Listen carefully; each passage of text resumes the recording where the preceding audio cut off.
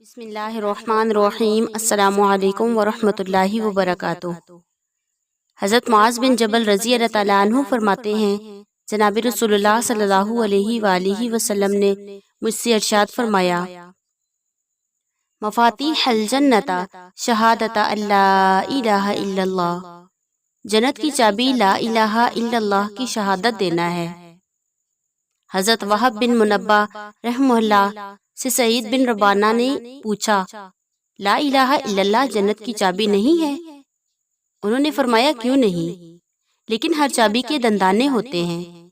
کلمہ طیبہ کے دندانے عقائد اور اعمال صالحہ ہیں۔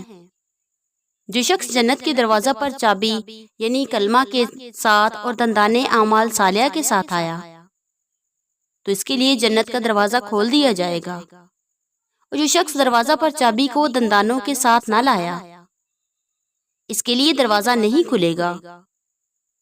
فرمایا گیا، جہاد کی تلواریں جنت کی چابیاں ہیں۔ حضرت جابر بن عبداللہ رضی اللہ تعالیٰ عنہ فرماتے ہیں، نبی کریم صلی اللہ علیہ وآلہ وسلم نے ارشاد فرمایا، نماز کی چابی وضو ہے اور جنت کی چابی نماز ہے۔ حضرت معاذ بن جبل رضی اللہ تعالیٰ عنہ فرماتے ہیں، جناب رسول اللہ صلی اللہ علیہ وآلہ وسلم نے ارشاد فرمایا، کیا میں تمہیں جنت کے دروازوں میں سے ایک دروازہ کے بارے میں نہ بتاؤں؟ میں نے عرض کیا، کیوں نہیں؟ فرمایا، لا حول ولا قوت الا باللہ جنت کا دروازہ ہے۔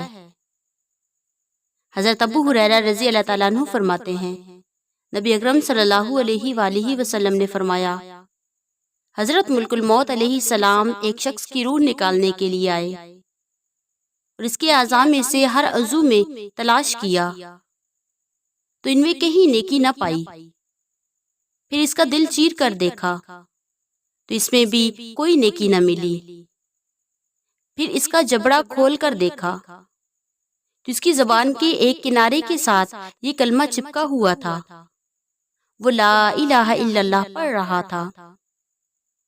تو اس فرشتے نے کہا، تیرے لیے جنت واجب ہو گئی، کیونکہ تو نے کلمہ اخلاص یعنی کلمہ طیبہ کلمہ توحید پڑھ لیا ہے۔ حضرت ابو درداء رضی اللہ تعالیٰ عنہ فرماتے ہیں کہ میں نے نبی کریم صلی اللہ علیہ وآلہ وسلم کو فرماتے ہوئے سنا، والد جنت کا درمیانہ دروازہ ہے، یعنی والد کو دنیا میں خوش کرے گا وہ جنت میں داخل ہوگا۔ حضرت انس رضی اللہ تعالیٰ عنہ فرماتے ہیں، نبی اکرم صلی اللہ علیہ وآلہ وسلم نے فرمایا، جس رات مجھے معراج کرائی گئی میں نے جنت کے دروازہ پر یہ لکھا ہوا دیکھا، صدقہ کا ثواب 10 گنا ہے اور قرضہ دینے والے کا ثواب 18 گنا۔ میں نے جبرائیل علیہ السلام سے پوچھا، قرضہ دینا صدقہ سے افضل کیوں ہے؟ انہوں نے عرض کیا، کیونکہ سائل جب مانگتا ہے تو وہ عام طور پر اس کے پاس کچھ موجود ہوتا ہے، جبکہ قرضہ مانگنے والا قرضہ ضرورت ہی کے وقت طلب کرتا ہے۔ نبی کریم صلی اللہ علیہ وآلہ وسلم نے فرمایا، مساکین اور فقراء سے محبت کرنا جنت کی چابی ہے۔ مساکین وہ لوگ ہیں جن کی ملکیت میں کچھ نہ ہو، اور فقیر وہ لوگ ہیں جن کے پاس نصاب زکوٰۃ سے کم مال ہو۔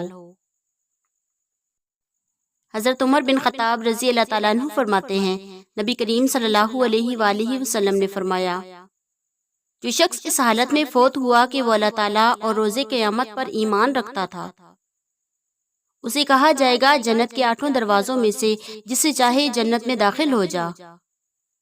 حضرت جریر بن عبداللہ سے مروی ہے، نبی کریم صلی اللہ علیہ وآلہ وسلم نے فرمایا، جو آدمی فوت ہوا اس حالت میں کہ اس نے اللہ تعالیٰ کے ساتھ کسی کو شریک نہ ٹھہرایا تھا اور ناحق قتل نہ کیا تھا، تو جنت کے دروازوں میں سے جس دروازہ سے چاہے گا وہ داخل ہو جائے گا۔ نبی کریم صلی اللہ علیہ وآلہ وسلم نے فرمایا، جس آدمی نے یہ کہا، میں گواہی دیتا ہوں کہ اللہ تعالیٰ کے سوا کوئی معبود نہیں، وہ اکیلا ہے، اس کا کوئی شریک نہیں، اور نبی کریم صلی اللہ علیہ وآلہ وسلم اس کے بندے اور اس کے رسول ہیں، اور حضرت عیسیٰ علیہ السلام اللہ کے بندے اور اس کے رسول ہیں، اور اس کی بندی کے بیٹے ہیں، اور اس کا کلمہ پیدائش ہیں۔ حضرت مریم علیہ السلام کی طرف سے جس کو بالواسطہ حضرت جبرائیل علیہ السلام پہنچایا، اور اللہ کی طرف سے ایک جاندار چیز ہے۔ جنت بھی حق ہے اور دوزخ بھی حق ہے۔ 8 دروازوں میں سے جس سے چاہے گا اسے اللہ تعالیٰ داخل فرمائیں گے۔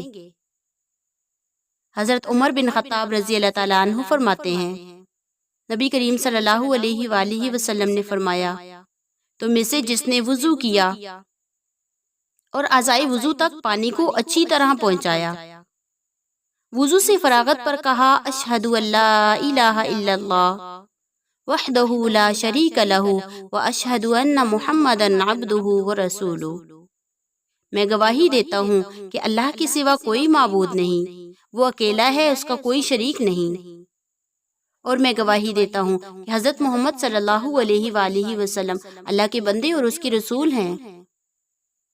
تو اس کے لیے جنت کے 8 دروازے کھول دیے جاتے ہیں، ان میں جس سے چاہے گا وہ داخل ہو جائے گا۔ حضرت ابو ہریرہ رضی اللہ تعالیٰ عنہ فرماتے ہیں، جناب رسول اللہ صلی اللہ علیہ وآلہ وسلم نے ارشاد فرمایا، جو آدمی 5 نمازیں ادا کرتا ہے، رمضان المبارک کے روزے بھی رکھتا ہے، زکوٰۃ نکالتا ہے، 7 بڑے گناہوں سے بچتا ہے، تو اس کے لیے روز قیامت جنت کے 8 دروازے کھول دیے جاتے ہیں۔ فرمایا گیا بڑے گناہ 7 ہیں۔ صحابہ کرام رضی اللہ تعالیٰ عنہ مجمعین نے عرض کیا، اے اللہ کے رسول، وہ کون سے گناہ ہیں؟ فرمایا، اللہ کے ساتھ کسی کو شریک ٹھہرانا، یعنی معبود بنانا، کسی انسان کو قتل کرنا جس کے قتل کو اللہ تعالیٰ نے حرام قرار دیا ہے مگر حق میں، جیسے قصاص میں یا مرتد ہونے کی سزا میں اور رجم میں، پاک دامن عورت پر زنا کی تہمت لگانا، کافروں کے مقابلہ میں جہاد کے دن بھاگ جانا، سود کھانا، یتیم کا مال ناحق طور پر کھانا، اور دارالکفر سے ہجرت کے بعد عورت کی طرف دارالحرب اور دارالکفر میں لوٹ جانا۔ ان بڑے گناہوں کے علاوہ بھی بڑے گناہ ہیں جن کو آپ صلی اللہ علیہ وآلہ وسلم نے حسب موقع ارشاد فرمایا۔ حضرت عقبہ بن عبد السلمی رضی اللہ تعالیٰ عنہ فرماتے ہیں، میں نے نبی کریم صلی اللہ علیہ وآلہ وسلم سے سنا، آپ نے فرمایا، جس شخص کے 3 بچے نابالغی میں فوت ہو جائیں تو وہ اس کو جنت کے 8 دروازوں پر ملیں گے، ان میں سے جس سے چاہے گا جنت میں داخل ہو سکے گا۔ حضرت معاذ بن جبل رضی اللہ تعالیٰ عنہ فرماتے ہیں، نبی اکرم صلی اللہ علیہ وآلہ وسلم نے فرمایا، جس نے پیاسے کو پانی پلایا اور اسے سیراب کر دیا، اس کے لیے جنت کے سب دروازے کھول دیے جائیں گے، اور اسے کہا جائے گا ان میں سے جسے چاہے داخل ہو جا۔ اور جس نے کسی مومن کو کھانا کھلایا حتیٰ کہ اسے سیر کرا دیا، اللہ تعالیٰ اسے جنت کے دروازوں میں سے اس دروازے سے داخل کریں گے جس سے کوئی داخل نہ ہوگا سوائے اس کے جو عمل میں اس جیسا ہو۔ سبحان اللہ و بحمدہ، سبحان اللہ العظیم، واللہ اعلم۔ اللہ پاک عمل کی توفیق دے۔